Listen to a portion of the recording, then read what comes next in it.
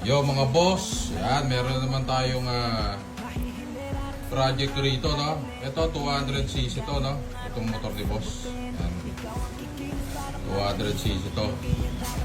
Ito, tago lang to ng mga boss, no? Itong block niya, stock na pina-resleeve natin, no? 68mm. Tapos syempre, nakapangilalim na to. Request ni boss, Python na bearing ang ginamit niya. Ayan. Okay. Ayan, board ni boss. 68mm. Sleeve, no? Ayan. Ito talaga yung tagong-tago kasi pag tinignan nyo, yung sinilip nyo, all stock. Ayan. One gasket lang. Parang Elwood, pakisukatan nga yung bore nito. Sa mga gusto magpagawa, tago, karga, pwede po rito yan sa shop ng mga boss to. Ayan. So ito 68mm. Ayan.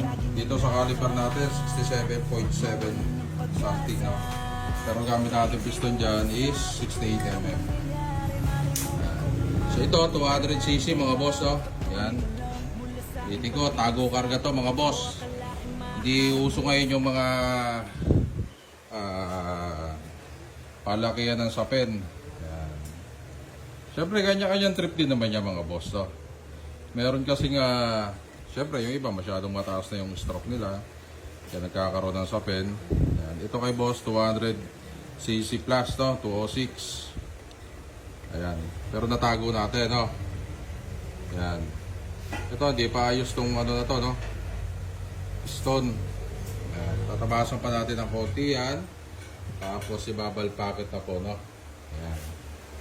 So yun lang, sa mga gusto magpagawa ng red repay nila, magpa-arga, meron tayong mga tinatawag na tago lang, no? Mga pang ano, tawag na ito, pampugo. Ayan. Sa mga gustong ilaban sa mga karay-karera dyan, sa kanya-kanilang lugar, pwede po. Ayan. Okay. Ayan. Mura lang yan mga boss. Ha? Basta open budget. Mura lang yan pag malalalim ang mga bulsa. Ayan. Okay. Sila mga amo.